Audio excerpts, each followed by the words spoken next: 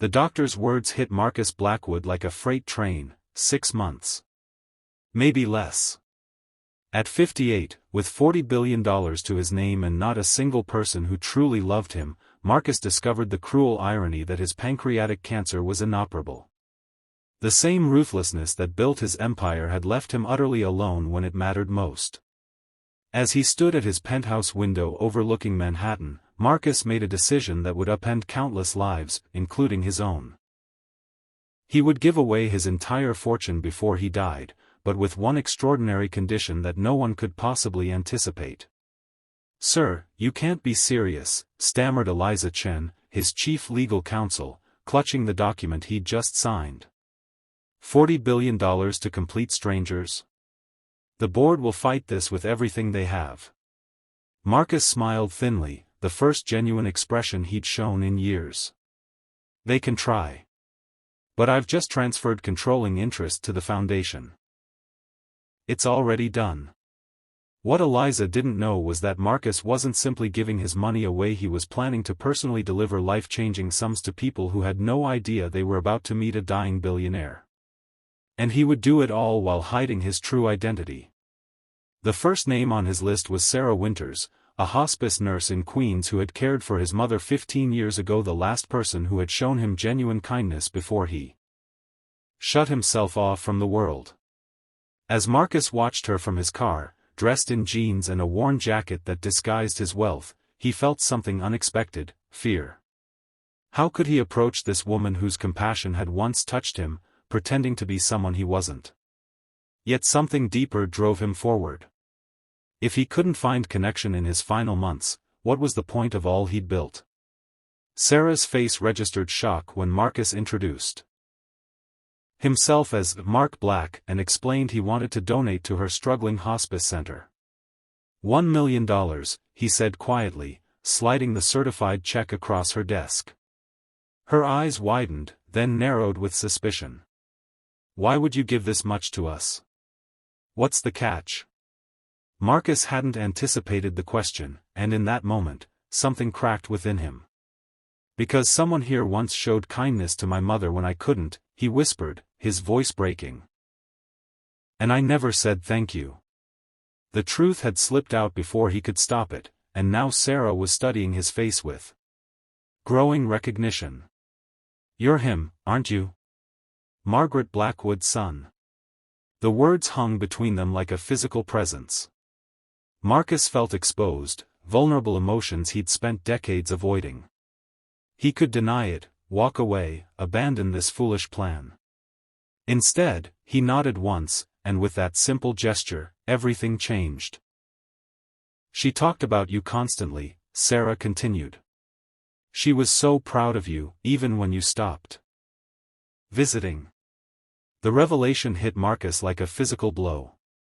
His mother had been proud? Even after he'd abandoned her to build his empire? Before he could process this, Sarah asked the question that would haunt him: "Why are you really here, Mr. Blackwood? What are you looking for?" Over the next weeks, Marcus continued his mission, creating a foundation that identified people who had shown extraordinary kindness without recognition. A teacher who used her savings to keep a rural school open. A former addict who built a recovery center. A refugee who returned to war zones to rescue orphan children. To each, he gave life-changing sums, always in person, always as Mark Black. But something unexpected was happening with each gift. Marcus found himself lingering longer, asking questions, forming connections. The man who had built walls around himself for decades was slowly letting them crumble. The board of Blackwood Enterprises discovered his activities 6 weeks into his mission. Led by his cousin and CFO Richard Blackwood, they filed an emergency injunction claiming diminished capacity. "He's clearly lost his mind," Richard told the press. "We have a responsibility to shareholders to stop this reckless behavior." The news exploded across media channels, with Marcus's face suddenly everywhere. His cover blown, his mission threatened, Marcus faced a devastating choice. Fight publicly for his right to give away his fortune, revealing his illness and motives to the world, or retreat into the shadows and abandon the only meaningful thing he'd ever done. That night, alone in his penthouse, Marcus prepared to surrender. What had he been thinking? That he could buy redemption in his final months? That giving away money could somehow make up for a lifetime of coldness? As he poured himself a scotch, his phone rang. Sarah Winters. "I saw the news," she said simply. "The others are here with me. We want to help." Marcus was speechless. The people he'd helped, strangers just weeks ago, had gathered to support him. "You don't understand what you've done for us," Sarah continued. "It wasn't just the money. You saw us. You listened. Now let us do the same for you." The courtroom was packed the following Monday. Richard Blackwood sat confidently with a team of attorneys, certain of victory. When Marcus entered, flanked not by lawyers but by Sarah and dozens of others he'd helped, a murmur ran through the crowd. "Your Honor," Marcus began, his voice stronger than it had been in months, "I'm dying. Pancreatic cancer. 6 months at most." The courtroom fell silent. "I spent my life accumulating wealth at the expense of connection. These people," he gestured to those behind him, "have shown me that what matters isn't what you have, but what you give. Not just money, but time. Attention. Care. I'm not giving away my fortune because I'm mentally incompetent. I'm doing it because, for the first time, I'm seeing clearly." The judge ruled in Marcus's favor, and the foundation's work accelerated. As Marcus's health declined, Sarah remained by his side, not as a nurse but as a friend. Their relationship deepened into something neither expected, not romance exactly, but a profound intimacy born of shared purpose and mutual respect. Together they created a structure that would continue his work long after he was gone. "I never thought I'd say this," Marcus told her one evening as they watched the sunset from his terrace, "but I'm grateful for this cancer. Without it, I would have continued living without ever actually being alive." In his final weeks, Marcus made one last decision. He called a press conference, his frail body supported by Sarah and others who had become his chosen family. "I've spent my life believing that success meant accumulation," he told the assembled reporters. "I was wrong. Success is what you leave behind, not in buildings or bank accounts, but in lives touched. If you're watching this and you have the means to help others, don't wait for a terminal diagnosis to start. Begin today. And if you don't have financial means, give what's even more valuable: your time, your attention, your compassion. These are the true currencies of a life well lived." Marcus Blackwood died on a Tuesday morning in October, 5 months after his diagnosis. He was not alone. The room was filled with people whose lives he had changed, and who had, in turn, transformed his. His fortune was gone, distributed to causes and individuals who would multiply its impact. Yet those who knew him in those final months understood that Marcus had died richer than he had ever been in life, rich in connection, purpose, and love. The story of the billionaire who gave everything away spread far beyond what anyone expected. People began calling it the Blackwood effect, the ripple of generosity that continued expanding outward. Those he had helped others, creating chains of kindness that crossed boundaries of class, race, and geography. Sarah Winters, now the foundation's director, received thousands of messages from people inspired to change their own relationships with wealth and giving. Marcus didn't just leave money, Sarah explained in an interview a year after his death. He left a question for all of us: what are we waiting for? What purpose are we saving our resources, our time, our love for? If his story has touched you, don't just remember it, live differently because of it. Share it. And most importantly, create your own story of generosity before it's too late. In the end, Marcus Blackwood's greatest legacy wasn't the billions he gave away, but the simple truth he discovered, that a life turned outward toward others is the only one truly worth living. And that revelation, available to anyone, regardless of wealth, might be the most valuable gift of all. What no one knew about Marcus Blackwood's final mission. was that he had kept one name off the official foundation list, a name that haunted him more than any other. David Chen, once his closest friend and business partner, had been systematically destroyed by Marcus 20 years earlier in a hostile takeover that became Wall Street legend. The morning after the court victory, Marcus sat alone reviewing a thick file on David's life since their falling out. The successful entrepreneur had lost everything, spiraled into alcoholism, and now lived modestly as a community college teacher in Oregon. Marcus's hands trembled as he closed the file. This wasn't just another act of charity, this was the apology he feared most. "You can't seriously be considering this," Sarah said when she found the file. "This man has every reason to hate you." Marcus looked up, his eyes hollow with regret. "That's precisely why I have to go." "But I can't ask you to come with me." Sarah studied the man who had become so important to her in such a short time. "I'm not letting you face this alone," she said finally. "But Marcus, you need to prepare yourself, some wounds can't be healed with money, no matter how much you give." What Sarah didn't tell him was that she'd already contacted David, and his response had been a single, chilling line: "Tell Blackwood I've been waiting 20 years for this day." The small house on the Oregon coast looked nothing like the mansion David once owned. As their car pulled up, Marcus felt his courage faltering. "Maybe this was a mistake," he whispered. Sarah squeezed his hand. "The only mistake would be not trying." When David opened the door, the years fell away.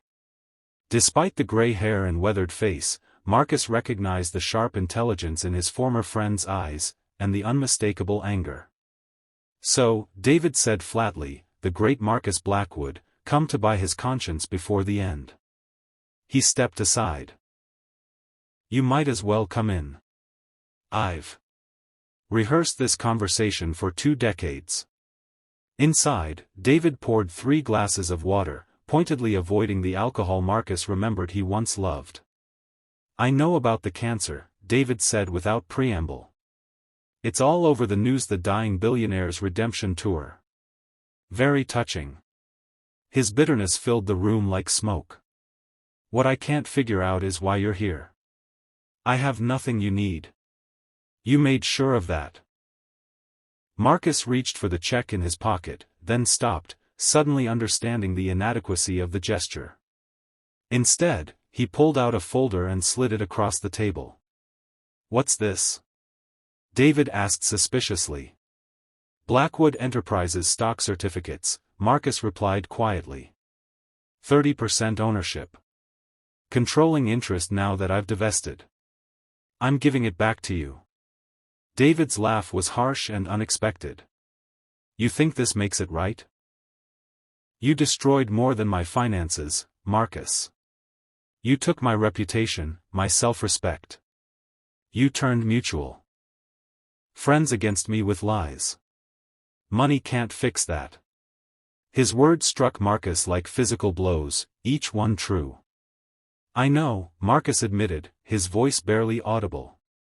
"I don't expect forgiveness, David. I just needed you to hear that I know what I did. And that not a day has passed that I haven't regretted it." The silence that followed seemed endless. Finally, David asked the question that had tormented him for 20 years. "Why? We were like brothers. What made you turn on me?" The truth, when Marcus finally spoke it, was both simple and devastating. "Fear. You were brilliant, more innovative, more visionary than I ever was. I convinced myself you would eventually push me out, so I struck first." He looked up, meeting David's gaze directly. "It was the most cowardly thing I've ever done." David stood abruptly, walking to the window that overlooked the ocean. "Get out," he said quietly. "Take your money and your deathbed confession and go." Sarah started to protest, but Marcus shook his head. Some debts couldn't be repaid. As they reached the door, David spoke again, his back still turned. "Come back tomorrow. Just you, Marcus. If we're going to have this conversation, we're going to have all of it." Marcus returned alone the next day, and the next. The conversations were brutal, raw with 2 decades of suppressed rage and regret. David showed no mercy, detailing exactly what Marcus's betrayal had cost him: his marriage, his relationship with his children, years lost to depression and addiction. Marcus listened without defense, accepting each revelation as the penance it was. On the 4th day, something shifted. "I hated you for so long," David said, "that hating you became part of who I am. What am I supposed to do with that now?" For the first time, Marcus saw the cost his former friend had paid for carrying such bitterness. "Maybe we both need to let go," he suggested quietly. By the 6th visit, they were talking about the past before the betrayal, the early days of their partnership, the dreams they'd shared, the friendship that had once seemed unbreakable. "You know what's ironic?" David said, pouring them both tea. "Those students I teach now, they remind me of us at the beginning. All that potential, that hunger to build something meaningful." Marcus looked up sharply. "Your students, the engineering program you mentioned?" David nodded. "Brilliant kids. No resources. The school keeps cutting our funding." Marcus felt something stir within him, not guilt this time, but possibility. What if they had everything they needed? What if you had the chance to build again? The David Chen Institute for Innovation opened 3 months later, funded by the stock. Marcus had returned an additional millions from the foundation. David insisted that Marcus be present for the ribbon cutting, though his health was failing rapidly by then. As they toured the state-of-the-art facility together, David said something that pierced Marcus to his core: "I'm not doing this for you. I haven't forgiven you. I might never forgive you completely." He paused, watching students already at work in the labs. "But I'm not going to let what happened between us define the rest of my life, however long yours might be. That's my choice, not yours." When Marcus collapsed 2 weeks later, it was David who met the ambulance at the hospital. "I'm not ready," Marcus confessed as they wheeled him to a private room, his voice thin with fear. "There's still so much to fix." David's expression softened for the first time. "That's always been your problem, Marcus. Thinking you have to fix everything yourself." He sat beside the bed as doctors conferred in hushed tones. "Some things can't be fixed. They can only be carried forward differently." When Sarah arrived, she found them talking quietly about the Institute's future, making plans that would extend far beyond Marcus's remaining days. The 3 formed an unlikely alliance in Marcus's final weeks. Sarah with her compassion, David with his hard-won wisdom, and Marcus with what little strength he had left. Together they refined the Foundation's mission, focusing not just on giving money away but on healing broken connections. The Blackwood-Chen Reconciliation Project, David suggested one evening, and Marcus looked at him in surprise. "You'd put your name with mine? After everything?" David considered this. 20 years ago, our names together meant something good, before you ruined it. Maybe they can again, after you're gone." The night before Marcus died, David sat with him alone. The monitors beeped softly in the darkness. "I need to know," Marcus whispered, "if any of this mattered. If I've changed anything." David was silent for a long moment. "You haven't erased what you did," he finally said. "But you've shown it's never too late to try a different path. That matters." He hesitated, then added, "I'm not there yet, but I'm working toward forgiveness. Not for you. For me." Marcus nodded, tears slipping down his hollow cheeks. "That's more than I deserve." David's reply was unexpected: "Maybe deserving isn't the point. Maybe grace is what happens when we move beyond what's deserved, in either direction." At the memorial service, David stood beside Sarah to address the hundreds gathered. Marcus Blackwood was 2 men, he began. The man who would destroy anyone in his path to success, and the man who, at the end, tried desperately to rebuild what he had broken. "I knew them both." His voice grew stronger. The question isn't which version was real. They both were. The question is which version we choose to become before our own time runs out. He looked out at the crowd, many of them wealthy and powerful themselves. Marcus ran out of time to complete his transformation. What's your excuse? The story of Marcus Blackwood and David Chen became as widely shared as Marcus's charitable giving, a complex tale of betrayal, consequence, and the difficult, incomplete work of reconciliation. It sparked conversations about second chances and the courage required not just to ask forgiveness but to begin the work of earning it. The foundation continued growing, with David eventually joining its board alongside Sarah, bringing his perspective as someone who had experienced both sides of Marcus's legacy. People ask if I've forgiven him, David told a journalist on the anniversary of Marcus's death. That's the wrong question. Forgiveness isn't a destination you reach once and plant a flag. It's a practice, a daily choice. Some days I manage it better than others. He looked thoughtfully at the institute where his students were creating innovations that would have made the young Marcus and David proud. What matters is that we both found a way forward that wasn't defined by our worst moments.